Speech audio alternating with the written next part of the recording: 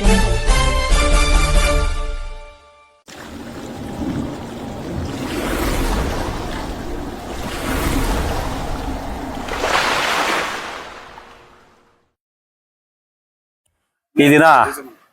ವಾರ್ಷಿಕೋತ್ಸವ, ಶ್ರೀ ಮೇಘ ಮಂಡಲೇಶ್ವರಿ ದೇವಿಯ ವಾರ್ಷಿಕೋತ್ಸವ ತುಂಬಾ ಅದ್ದೂರಿಯಿಂದ ಮಾಡಲಾಗ್ತಿದೆ ಈ ಊರಲ್ಲಿ ಎಲ್ಲರೂ ಸೇರಿ. ಅದೇ ರೀತಿಯಾಗಿ ಇವತ್ತು ಎಲ್ಲ ಪಕ್ಷದ ನಾಯಕರು ಕೂಡ ಇಲ್ಲಿ ಬಂದು ಹೋಗಿದ್ದಾರೆ.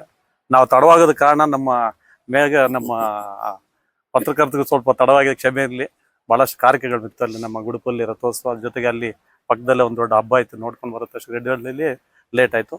ಅದೇ ರೀತಿ ಪ್ರತಿ ವರ್ಷ ಕೂಡ ಬಾಲು ನನ್ಗೆ 10 ವರ್ಷದಿಂದ ತಮ್ಮನ ತರ ಈ ಲೆವೆಲಿಂದ ಬೆಳೆದಿರ್ತಕ್ಕಂಥವ್ನು. ಏನೇ ಕಾರ್ಯಕ್ರಮ ಇರಲಿ, ನೋವಿರ್ಲಿ, ಕಷ್ಟ ಇರಲಿ ಹೇಳ್ತಾ ಇರ್ತಾನೆ. ಬಟ್ ಹೋದ ವರ್ಷ ನಾನು ಮಿಸ್ ಆದೆ. ಈ ವರ್ಷ ಅಣ್ಣನ ಜೊತೆನೆ ಕರ್ಕೊಂಡ್ ಬಂದೆ. ರಾಜಶೇಖರ್ ಅವರು ಮತ್ತೆ ಸೋಮರೆಡ್ಡಿ ರಾಮಲಿಂಗಣ್ಣ ಜೊತೆಲಿ ಬಂದಿದ್ದೀವಿ.